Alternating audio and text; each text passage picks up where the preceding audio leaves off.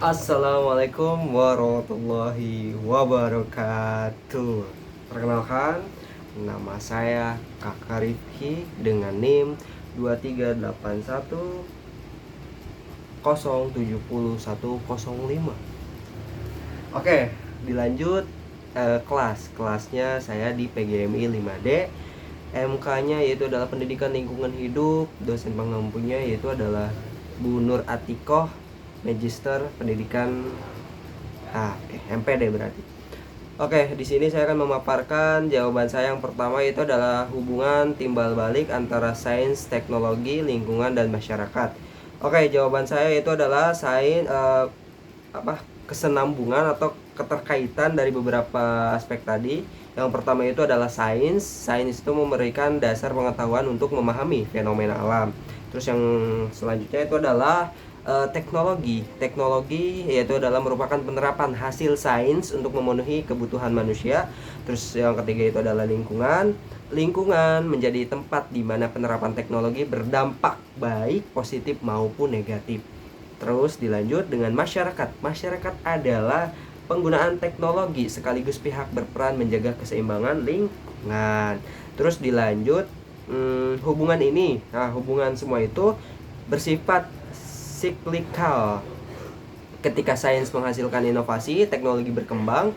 Teknologi ini memengaruhi kondisi lingkungan, perubahan lingkungan menimbulkan respon sosial, dan dari pengalaman sosial itulah sains kembali berkembang. Contohnya, contoh konkret kehidupan sehari-hari, pemanfaatan pembangkit listrik tenaga surya yaitu adalah PLTS di daerah terpencil. Yaitu yang pertama itu adalah dari sisi sains. Prinsip efek fotovoltaik digunakan untuk mengubah energi cahaya menjadi energi listrik. Yang kedua itu adalah dari sisi teknologi. Panel surya dan baterai menyimpan energi diciptakan sebagai hasil penerapan sains. Yang ketiga yaitu adalah dari sisi lingkungan. Mengurangi ketergantungan terhadap bahan bakar fosil sehingga menekankan emisi karbon. Terus yang keempat yaitu adalah dari sisi masyarakat. Masyarakat mendapatkan akses listrik yang stabil, meningkatkan kualitas hidup dan produktivitas. Terus analisis dampaknya. Ada dua dampak, positif dan negatif. Yang pertama positif, meningkatkan lingkungan yang bersih. Terus yang kedua itu adalah dampak negatif, biaya awalnya tinggi dan masih terbatas. Jadi karena tadi meningkatkan kualitas hidup yang bersih, akan tetapi juga ada dampak negatifnya, yaitu adalah biaya awal yang tinggi gitu. Terus jawaban nomor 2 saya memaparkan yaitu adalah tentang menumbuhkan sikap bertanggung jawab dan etis terhadap lingkungan melalui pembelajaran STM di sekolah dasar. Ranah efektif penting karena pembelajaran tidak hanya menanamkan pengetahuan atau knowing, tetapi juga nilai dari sikap caring dan acting. Oke, yang itu yaitu adalah cara efektif menumbuhkan sikap bertanggung jawab dan etis. Yang pertama yaitu adalah pembelajaran kontekstual, mengaitkan konsep sains dan dengan masalah lingkungan nyata di sekitar siswa seperti pengelolaan sampah di sekolah. Terus yang kedua adalah modeling, keteladanan.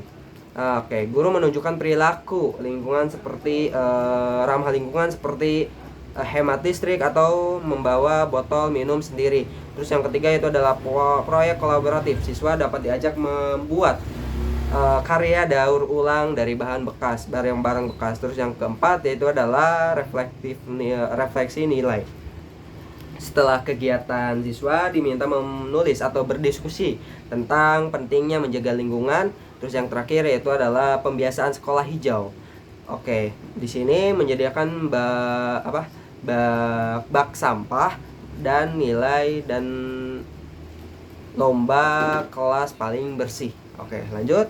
Strategi pembelajaran STM yang dapat ditetapkan di Madrasah Ibtidaiyah SD, MI maupun SD. Yang pertama itu adalah tahap 1, invitation, yang mengundang minat. Guru menunjukkan video pencemaran plastik. Terus yang ke tahap kedua yaitu adalah eksplorasi, siswa mencari tahu dampak plastik terhadap lingkungan. Yang ketiga itu adalah tahap ketiga yaitu adalah explanation, penjelasan. Oke. Guru menjelaskan konsep daur ulang dan biodegradasi. Terus tahap keempat adalah taking action, aksi nyata. Siswa membuat produk daur ulang dari botol bekas. Terus tahap kelima yaitu adalah reflection, refleksi, diskusi tentang manfaat menjaga bumi. Terus jawaban nomor 3 tentang analisis kasus teknologi biogas dari limbah kotoran di desa Makmur Jaya, pendekatan STES. Dimensi size-nya yaitu adalah prinsip yang mendasari biogas adalah fermentasi anaerob, yaitu proses penguraian bahan organik oleh mikroorganisme tanpa oksigen menghasilkan gas metana CH4, yang dapat dimanfaatkan sebagai sumber energi. Dimensi teknologinya yaitu adalah kelebihan. Ada beberapa kelebihan, yaitu adalah menghasilkan energi alternatif terbarukan. Terus yang kedua yaitu adalah mengurangi ketergantungan terhadap kayu, pembakaran, dan LPG. Terus yang ketiga yaitu adalah menghasilkan pupuk organik cair dan padat. Terus tantangannya yaitu adalah membutuhkan pemeliharaan rutin. Terus yang kedua yaitu adalah biaya awal pembuatan digester cukup tinggi. Terus yang ketiga yaitu adalah kurangnya keterampilan masyarakat dalam mengelola teknologi. Terus dilanjut dengan dimensi lingkungan. Ada beberapa itu, yaitu adalah dampak positif, mengurangi limbah ternak yang mencemari sungai dan tanah.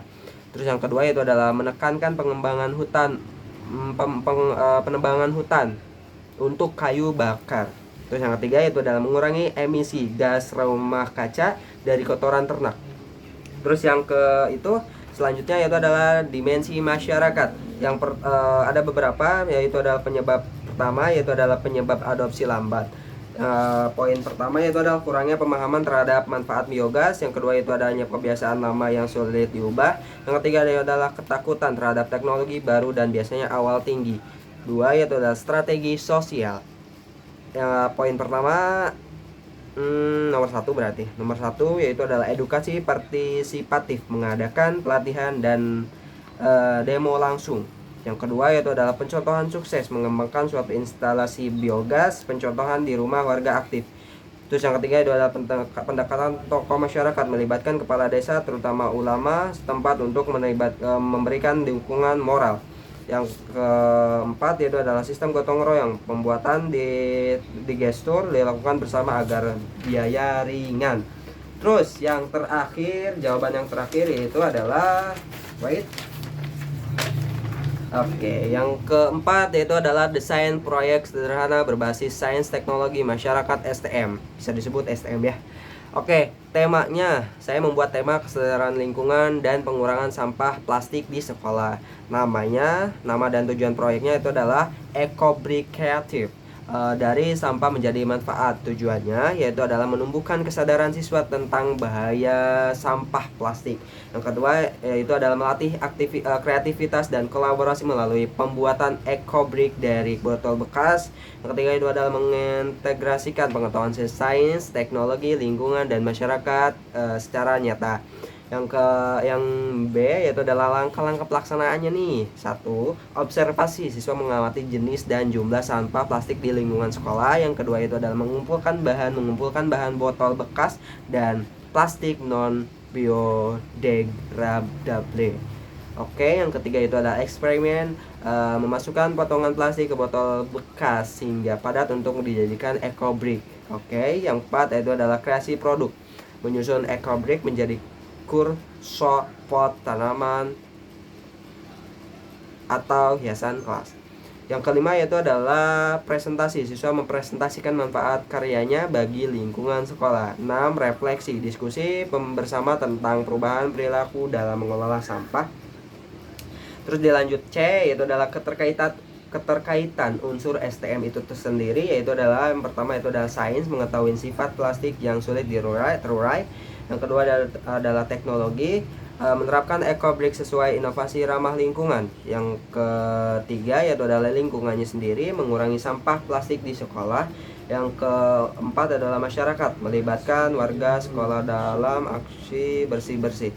Terus yang ke D yaitu adalah indikator kreativitas. Yang pertama yaitu adalah orisinilitas, ide unik mengelola sampah. Yang kedua yaitu adalah fleksibilitas. Apa itu fleksibilitas? Yaitu adalah beragam bentuk karya, beragam karya dari itu STM itu sendiri. Terus elaborasi yaitu adalah rapi dan menarik. Kelebihan keterlibatannya yaitu adalah aktif dan berpartisipasif ya. Terus yang terakhir yaitu adalah kepedulian menjaga kebersihan. Kepeduliannya yaitu adalah menjaga kebersihan lingkungan dan sekitarnya. Mungkin cukup sekian pemaparan dari saya. Kurang lebihnya mohon maaf. Wassalamualaikum warahmatullahi wabarakatuh.